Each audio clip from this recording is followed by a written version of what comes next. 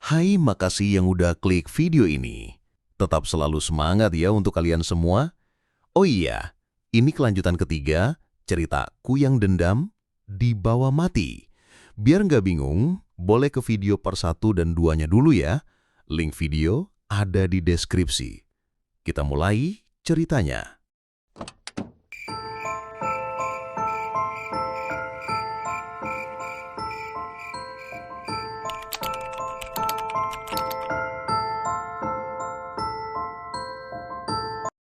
Malam ini adalah puncak dari segalanya. Makcik Leha berkata, suaranya menggelegar namun penuh kepastian. Kuyang Suri akan tertarik pada energi ritual ini. Kita harus bersiap. Warga desa, meskipun diliputi ketakutan, berkumpul di pinggir lapangan, membentuk barikade manusia yang gemetar. Mereka melihat Makcik Leha yang kini mengenakan jubah putih bersih yang tampak kontras dengan kegelapan malam, duduk bersila di tengah lingkaran. Darmi berdiri di sampingnya, memegang pisau yang diberkahi. Aroma melati yang busuk tiba-tiba menjadi jauh lebih kuat, memenuhi setiap sudut desa. Lampu-lampu di rumah-rumah warga mulai berkedip-kedip tak karuan, dan suara lolongan anjing terdengar dari kejauhan. Angin berhembus kencang, membawa bisikan-bisikan dingin yang seolah mengucapkan nama Suri. Makcik Leha memejamkan mata, mulai merapal mantra-mantra kuno. Suaranya terdengar seperti gumaman yang dalam, bergetar, namun perlahan semakin kuat, menciptakan gelombang energi spiritual yang menyebar ke seluruh desa. Semua orang menahan napas, menanti kedatangan sang kuyang, yang kini bukan lagi sekadar hantu, melainkan perwujudan dendam yang mengerikan. Pertarungan akhir telah dimulai. Malang Jumat Kliwon itu, desa Beringin diselimuti ketegangan yang mencekam. Aroma melati yang busuk menusuk hidung, dan Makcik Leha telah memulai ritual penebusannya di lapangan tengah. Suara mantra-mantra kuno yang keluar dari bibir Makcik Leha terdengar berat, seolah ia sedang menarik sesuatu yang tak kasat mata dari kedalaman alam gaib. Warga desa berkumpul di pinggir lingkaran beras kuning, mata mereka terpaku pada Makcik Leha, berharap dan berdoa agar kekuatan Kuyang Suri dapat dipadamkan. Namun, di tengah fokus mereka pada ritual di Beringin, tak ada yang menyadari bahwa Kuyang Suri telah mengalihkan targetnya. Energi dari ritual Makcik Leha memang kuat, menarik perhatian Suri. Namun, dendam Suri kini lebih licik, lebih kejam. Ia tahu Makcik Leha adalah penghalang terbesarnya di desa Beringin. Alih-alih menerjang langsung ke sarang musuhnya, ia memilih jalur lain untuk menanamkan horor yang lebih dalam. Tiba-tiba, di tengah raungan mantra Makcik Leha, angin dingin yang tidak wajar berhembus kencang. Bukan angin biasa, melainkan hembusan yang membawa bau tanah basah bercampur aroma anyir darah yang samar. Darmi, yang berdiri di samping Makcik Leha, merasakan bulu kuduknya merinding hebat. Ia menoleh ke arah Makcik Leha yang tiba-tiba membuka matanya lebar-lebar. Tatapannya kosong, seperti melihat ke kejauhan yang tak terjangkau. "Tidak!" Makcik Leha berteriak, suaranya parau dan penuh penderitaan. Tubuhnya bergetar hebat, dan ia hampir limbung jika Darmi tidak sigap menopangnya. Dia tidak kemari. Dia pergi ke Desa Manggar. Warga terkesiap. Desa Manggar adalah desa tetangga yang terletak sekitar 5 kilometer dari Beringin, di seberang sungai. Mereka adalah desa yang lebih besar, namun pengetahuan mereka tentang hal-hal gaib tidak sedalam Beringin. "Apa maksud Mak C?" tanya Pak RT, cemas. "Dendamnya, dia tidak hanya mengincar bayi-bayi di sini. Dia ingin melihat lebih banyak penderitaan. Dia ingin membuat kita putus asa." Makcik Leha terbatuk-batuk, mengeluarkan sedikit darah. "Dia membelokkan arah. Kekuatan ritual ini memang menariknya, tapi dia menggunakannya untuk menyerap energi dari pilar kegelapan, lalu bermanuver. Dia tidak akan menghadapi kita secara langsung saat ini." Di saat yang sama, di Desa Manggar, sebuah desa yang lebih modern dengan beberapa rumah beratap seng dan jalanan setapak yang lebih rapi, malam itu terasa berbeda. Udara dipenuhi suara jangkrik, namun ada bisikan aneh yang terbawa angin, seperti suara tangisan yang jauh. Keluarga Pak Lurah Manggar sedang merayakan kelahiran cucu pertama mereka, seorang bayi laki-laki yang diberi nama Banyu. Suasana hangat dan penuh sukacita. Namun, sekitar pukul 2 dini hari, ketika sebagian besar warga sudah terlelap, suasana tiba-tiba berubah mencekam. Lampu-lampu listrik di seluruh desa mendadak padam total. Bukan padam biasa, melainkan padam dengan suara letupan kecil di beberapa tiang listrik. Gelap gulita menelan segalanya, hanya menyisakan kegelapan yang pekat. Diikuti dengan itu, aroma melati busuk yang menusuk hidung menyeruak, lebih kuat dari yang pernah dirasakan warga Beringin. Beberapa warga yang terbangun gelisah mencium bau itu, dan sontak ketakutan mulai merayapi hati mereka. Anjing-anjing di seluruh desa melolong panjang. Suara lolongan yang penuh kengerian, bukan lolongan biasa. Dari kejauhan, terdengar suara kepakan sayap yang aneh, bukan kepakan burung, melainkan kepakan kain basah yang berat. Semakin lama semakin mendekat. Lalu, sebuah bisikan lirih terdengar di telinga setiap warga. Balas, dendam. Bisikan itu seperti menusuk langsung ke pikiran, menanamkan rasa takut yang luar biasa. Anak-anak yang tidur mulai menangis serentak, seolah merasakan kehadiran mengerikan yang tak terlihat. Di rumah Pak Lurah Manggar, ketegangan mencapai puncaknya. Nenek Banyu yang berjaga di samping buayan merasakan hawa dingin yang menusuk. Tiba-tiba, ia melihat bayangan hitam melesat di jendela yang tertutup rapat, seolah menembus dinding. Lampu minyak di kamar berkedip-kedip liar, lalu padam. Dalam kegelapan total, Nenek Banyu merasakan kehadiran yang sangat dingin di dekatnya. Bau melati busuk itu kini sangat pekat, menyesakkan nafas. Ia mendengar suara bisikan mengerikan di telinganya. "Putus asa, sama sepertiku." Kemudian, sebuah suara yang membuat darahnya beku. Suara jilatan. Jilatan basah yang menjijikkan. Berulang kali dari arah buayan Banyu. Nenek Banyu menjerit, mencoba meraih senter, namun tangannya bergetar hebat. Tak mampu digerakkan. Aura mistis Kuyang Suri melumpuhkan setiap inci tubuhnya. Ia tak bisa berteriak, tak bisa bergerak, hanya bisa mendengar. Suara jilatan itu semakin buas, diselingi suara kriuk samar seperti tulang rawan yang diremukan. Sebuah jeritan bayi yang lemah, nyaris tak bersuara, terdengar sesaat, lalu hening. Ketika Pak Lurah dan beberapa tetangga berhasil mendobrak pintu kamar, Mereka menyalakan senter minyak tanah.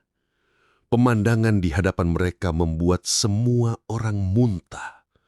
Bayu tergeletak di buayannya. Tubuhnya kaku dan membiru.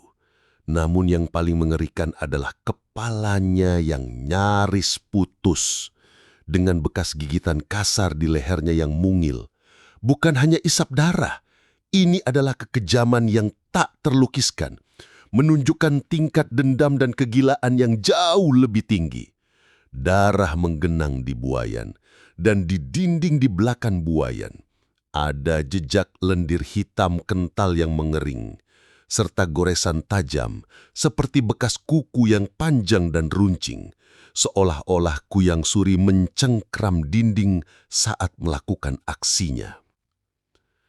Aroma melati busuk masih menyengat, namun kini bercampur dengan bau anyir darah yang menusuk, membuat seluruh ruangan terasa seperti kuburan yang baru dibuka. Di udara, seolah-olah tawa dingin dan kejam masih menggema. Tawa dari seorang wanita yang telah sepenuhnya dikuasai oleh kegelapan. Kabar dari desa Manggar sampai ke Beringin saat fajar menyingsing.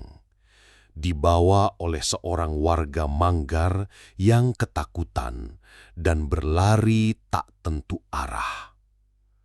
Cerita tentang kekejaman Kuyang Suri yang baru saja terjadi membuat seluruh desa Beringin putus asa. Makcik Leha terisak. Tubuhnya semakin melemah. Ritualnya tidak sia-sia. Ia memang berhasil menahan Suri untuk tidak menyerang Beringin. Namun, Kuyang Suri kini telah menemukan cara baru untuk menebar teror yang lebih keji. Dia tidak hanya mengincar darah. Dia ingin menghancurkan harapan. Dia ingin kita semua merasakan sakitnya. Makcik Leha berbisik, matanya berkaca-kaca. Darmi memeluk Makcik Leha. Ia menatap wajah-wajah ketakutan di sekelilingnya. Kekuatan Kuyang Suri telah tumbuh melampaui batas yang mereka bayangkan. Dendam Suri kini tidak hanya berputar di sekeliling Ridwan, tetapi telah meluas, ingin melihat penderitaan di mana-mana, sebagai balasan atas penderitaannya sendiri. Desa Beringin kini tahu, mereka tidak hanya berhadapan dengan makhluk mistis, tetapi dengan iblis dendam yang tak kenal ampun. Dengan Makcik Leha yang semakin melemah, dan Kuyang Suri yang semakin kejam dan licik, harapan untuk menghentikan teror ini terasa semakin redup, terkubur di bawah bayangan dendam tak berujung yang menutupi langit Kalimantan. Kabar tentang kekejaman Kuyang Suri di desa Manggar telah menghancurkan moral di desa Beringin. Keputusasaan menyeruak seiring dengan melemahnya Makcik Leha. Namun di tengah keputusasaan itu, Darmi menolak menyerah. Ia duduk di samping Makcik Leha yang terbaring, menatap luka di lengannya, dan berpikir keras. Pasti ada celah, tidak ada kejahatan yang sempurna. Makcik, Darmi memulai pelan. Suaranya dipenuhi tekad. Pasti ada yang bisa kita lakukan. Kuyang Suri tidak bisa sekuat ini tanpa kelemahan. Kita hanya belum menemukannya. Mak Leha, dengan mata yang kini lebih jernih meskipun masih sayu, mengangguk perlahan. Betul Nak Darmi, sekuat-kuatnya ilmu hitam, ia tetap terikat pada sumbernya. Dan Suri adalah manusia yang terluka, bukan iblis murni. Ada kelemahan di sana. Makcik Leha mulai menganalisis setiap tindakan Suri, setiap kekejaman yang dilakukannya. Ia memejamkan mata, memusatkan pikirannya pada energi spiritual yang masih samar-samar terasa. Dendamnya tumbuh, itu benar. Makcik Leha berbisik, seolah berbicara pada dirinya sendiri. Tapi dendam itu juga yang menjadi kelemahannya. Dia terlalu dikuasai amarah. Dia tidak lagi murni mencari kekuatan, Nak Darmi. Dia mencari kepuasan dari penderitaan. Darmi mengerutkan kening. Apa maksud makcik?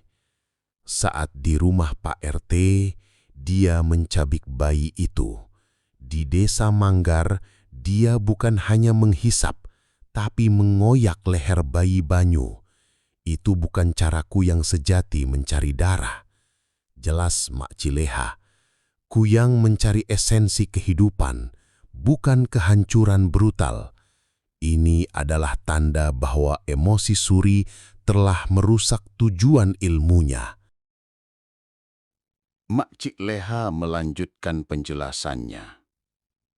Ilmu Kuyang yang sempurna adalah tentang efisiensi, tentang mengambil tanpa merusak agar sumber makanan tetap ada. Namun Suri, dalam kegilaan dendamnya, telah melampaui batas itu. Tindakan-tindakan kejam yang ia lakukan, mencabik, mengoyak, melukai Rio secara langsung, bukanlah ciri khas Kuyang yang hanya berfokus pada penghisapan darah bayi. Itu adalah tindakan yang didorong oleh kemarahan dan kebencian pribadi yang meluap-luap.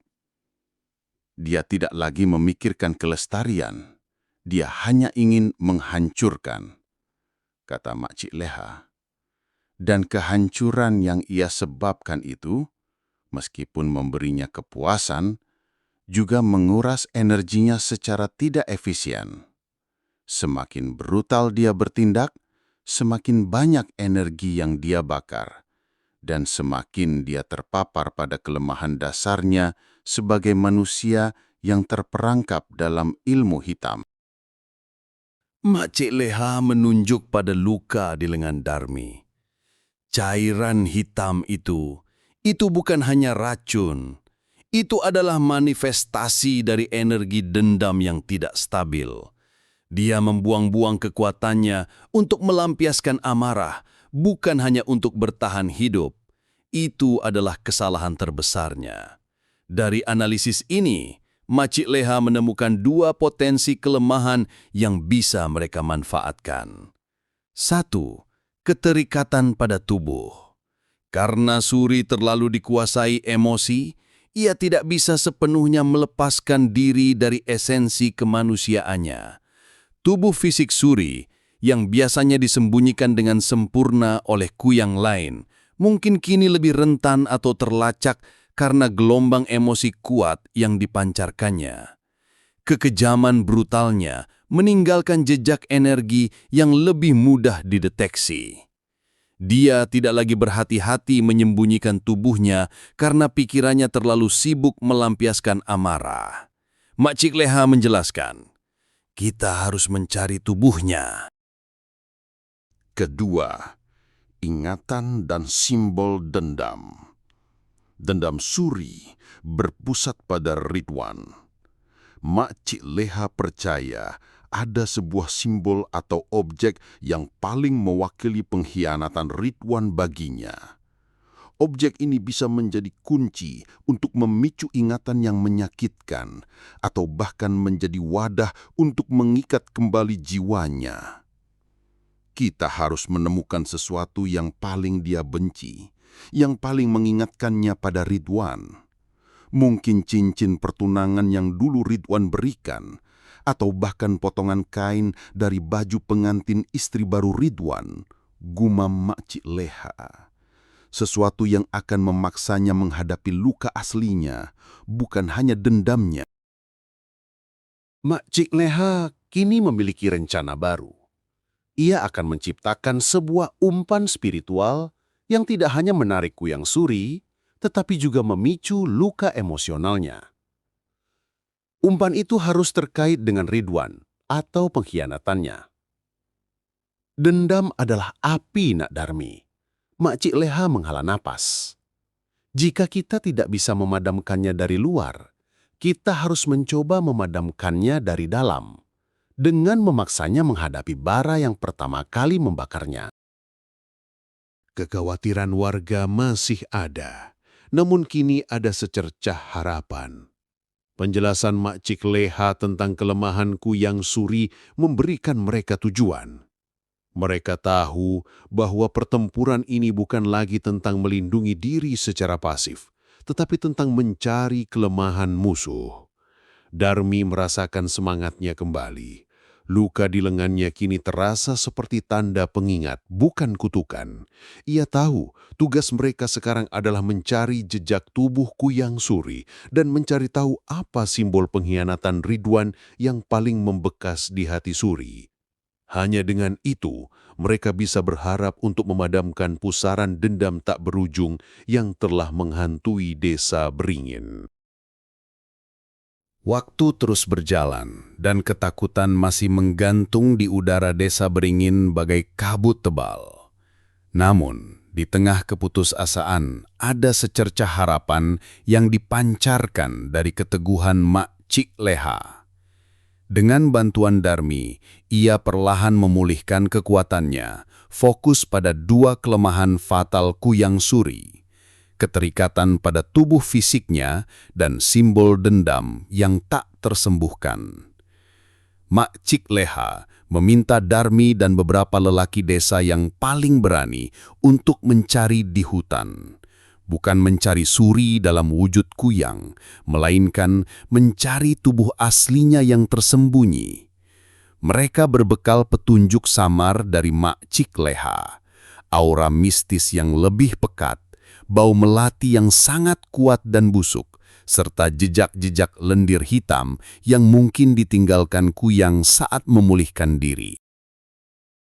Setelah 3 hari pencarian yang mendebarkan, di tengah rimbunnya hutan belantara yang dipenuhi bisikan-bisikan tak jelas, mereka menemukan sebuah gua kecil yang tersembunyi di balik akar-akar beringin raksasa.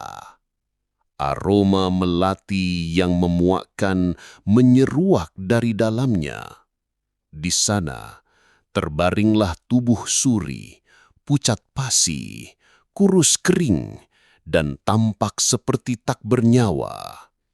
Namun, sebuah denyutan halus masih terasa di dadanya, dan seutas benang merah mistis terlihat samar menghubungkan tubuh itu dengan alam gaib. Ini dia, bisik Darmi.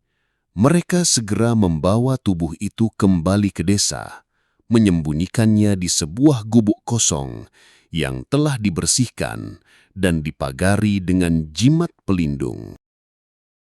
Selanjutnya adalah pencarian simbol dendam. Setelah bertanya kepada Makcik Leha tentang kenangan pahit Suri dan Ridwan, mereka menemukan petunjuk. Ridwan pernah memberikan Suri sebuah kalung perak berliontin hati sebagai lambang cinta mereka. Kalung itu diyakini masih disimpan Suri. Setelah pencarian yang cermat di bekas rumah Suri yang kini tak berpenghuni, Darmi akhirnya menemukannya. Tersembunyi di bawah lantai papan yang lapuk, kalung itu terasa dingin di tangannya, memancarkan aura kesedihan yang mendalam. Pada malam purnama berikutnya, Makcik Leha memutuskan untuk melancarkan serangan pamungkas. Di lapangan tengah desa, sebuah lingkaran spiritual yang lebih besar dan rumit telah disiapkan.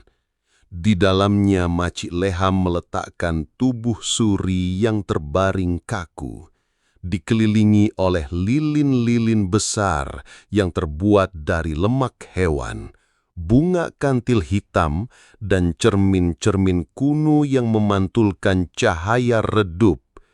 Di atas dada tubuh Suri, Darmi meletakkan kalung perak berliontin hati itu. Mak Leha, meskipun masih rapuh, duduk bersila di depan tubuh Suri. Ia mengenakan jubah tenun tua yang penuh simbol kuno, dan di tangannya, ia memegang sebuah keris kecil yang berkarat, diyakini sebagai pusaka penolak bala yang kuat. Malam ini, kita akan memancing jiwanya kembali ke raganya. Mak Cik Leha mengumumkan, suaranya menggelegar di tengah keheningan. Dia akan datang dengan murka yang tak terkira. Kalian harus bersiap! Warga desa yang kini lebih berani namun tetap diselimuti ketakutan, berdiri di luar lingkaran, menggenggam obor dan senjata seadanya. Aroma kemenyan yang pekat mulai menyebar, bercampur dengan bau tanah basah dan melati busuk yang semakin kuat. Aura mistis yang menekan terasa di setiap napas. Mak Cik Leha mulai merapal mantra-mantra kuno. Suaranya dalam dan bergetar, namun penuh kekuatan. Ia menggerakkan tangannya, menarik energi dari bumi dan langit. Lilin-lilin di sekitar lingkaran mulai menari-nari. Cahayanya memanjang dan memendek seiring dengan kekuatan mantra Mak Cik Leha. Dari tubuh Suri, sebuah benang energi merah mulai bergetar, seolah tertarik kuat oleh mantra. Tiba-tiba, suara kepakan sayap yang sangat besar dan berat terdengar dari kejauhan. Itu bukan kepakan biasa, melainkan suara gesekan udara yang menyeramkan, seperti kain raksasa yang dihempaskan. Aroma melati yang busuk menyengat, membuat beberapa warga terhuyung mundur. Langit yang tadinya gelap tiba-tiba terbuka di satu titik. Dan dari sana, sebuah kepala besar dengan organ-organ menjuntai yang lebih besar dan hitam dari sebelumnya, melayang turun. Itu dia, Kuyang Suri. Kuyang Suri tiba dengan amarah yang tak terkira. Matanya yang merah menyala, kini tampak seperti dua bara api neraka, memancarkan kebencian yang mendalam. Lidahnya yang bercabang menjulur panjang, berlendir, dan terlihat lebih runcing seperti ribuan pisau yang siap mengoyak. Ia melihat tubuhnya terbaring di tengah lingkaran dan kemarahan itu meledak. "Kau berani menyentuh ragaku!" Suara Kuyang Suri menggelegar, namun bukan suara wanita, melainkan suara serak yang memuakan, seperti dua batu yang digesekkan. Ia melesat ke arah lingkaran, berniat menghancurkan segalanya. Namun, kuyang itu terhenti oleh sebuah dinding energi tak kasat mata yang dipancarkan dari lingkaran ritual. Itu adalah perisai pelindung Mak Cik Leha. Kuyang Suri menghantam perisai itu dengan kekuatan penuh, menciptakan riak-riak di udara dan suara benturan yang keras. Mak Cik Leha mengernyit kesakitan. Hidungnya mengeluarkan sedikit darah, namun ia tetap teguh memperkuat mantranya. "Kau takkan bisa melarikan diri lagi, Suri," teriak Mak Cik Leha. "Hadapi dendammu!" Kuyang Suri tidak peduli. Ia terus menghantam perisai, mengeluarkan cairan hitam dari mulutnya yang melukai tanah. Organ-organ dalamnya menggeliat, memancarkan energi gelap yang membuat pepohonan di sekitar desa layu seketika. Beberapa warga yang terlalu dekat merasakan hawa dingin menusuk dan pusing hebat, terhuyung mundur. Darmi, dengan pisau yang diberkahi di tangan, berdiri teguh di samping Mak Cik Leha. Ketika Kuyang Suri sesaat lengah, Darmi melemparkan bunga kantil hitam yang telah diukir ke arahnya. Bunga itu menempel di dahi Kuyang. Seketika, jeritan Kuyang Suri berubah, bukan lagi jeritan amarah, melainkan jeritan kesakitan dan penderitaan yang mendalam. Ini bukan hanya ritual, ini jebakan jiwa. Kuyang Suri meraung. Mak Cik Leha memanfaatkan momen itu. Ia mengangkat keris kecilnya, mengarahkannya ke arah Kuyang. Terbangunlah Suri, lihatlah apa yang telah kau perbuat. Ingatlah lukamu. Saat Mak Cik Leha mengucapkan itu, kalung perak berliontin hati di dada tubuh Suri di tengah lingkaran tiba-tiba memancarkan cahaya redup. Cahaya itu, meskipun kecil, terasa sangat kuat, menusuk gelap yang menyelimuti Kuyang. Melihat kalung itu, Kuyang Suri menjerit lagi. Jeritan yang kini terdengar lebih seperti rintihan kesakitan seorang wanita. Wajahnya yang mengerikan tiba-tiba berkedut, seolah berjuang melawan sesuatu di dalamnya.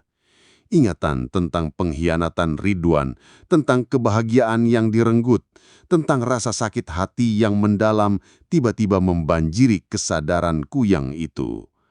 Celah emosional inilah yang dimanfaatkan Mak Cik Leha. Ia terus merapal mantra, mendorong jiwa Kuyang Suri untuk kembali ke tubuhnya, memaksanya menghadapi kenangan yang telah membentuknya menjadi monster. Kuyang Suri meronta hebat, mencoba melarikan diri. Namun ia seolah tertarik kuat oleh benang spiritual yang menghubungkannya dengan raganya dan oleh kekuatan emosional dari kalung itu. Perlahan namun pasti, Kuyang Suri mulai tertarik ke bawah, ke arah tubuhnya. Organ-organ dalamnya yang menjuntai tampak menyusut, cahayanya meredup. Ia berteriak, meratap, memohon agar dilepaskan, namun tidak ada yang bisa menghentikannya. Akhirnya, dengan sebuah ledakan energi gelap yang singkat, kepala Kuyang Suri terbanting ke atas tubuhnya yang terbaring. Seluruh desa bergetar. Asap hitam mengepul dari tempat itu, memenuhi udara dengan bau anyir dan melati busuk yang menusuk. Ketika asap itu menghilang, yang tersisa di tengah lingkaran adalah tubuh Suri, terbaring kaku. Namun kali ini ada yang berbeda. Wajahnya tidak lagi pucat pasi, melainkan terlihat damai, meskipun masih ada gurat kesedihan yang mendalam. Luka-luka di tubuhnya menghilang, dan aroma melati busuk pun perlahan memudar, digantikan oleh aroma tanah basah yang segar. Mak Cik Leha ambruk, tubuhnya lemas tak berdaya. Darmi segera menghampirinya, mendukung tubuh rentanya. Dia sudah tenang, Nak Darmi, Mak Cik Leha berbisik. Air mata mengalir di pipinya. Dendamnya telah dipadamkan. Dia bisa beristirahat sekarang. Beberapa hari kemudian, jenazah Suri dimakamkan secara layak di pemakaman desa, di samping makam-makam leluhur lainnya. Warga desa menghadiri pemakaman itu dengan perasaan campur aduk. Lega, sedih, dan penuh penyesalan. Mereka telah hidup dalam teror Kuyang Suri, namun mereka juga tahu bahwa Suri adalah korban dari dendam yang melahapnya.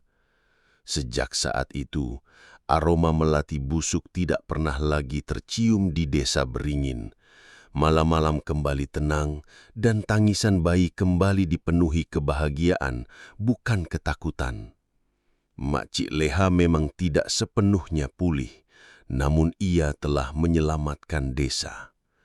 Dendam telah pergi, namun kenangan akan Suri, sang gadis malang yang hatinya hancur dan menjelma menjadi monster mengerikan, akan selalu menjadi pengingat bagi desa Beringin.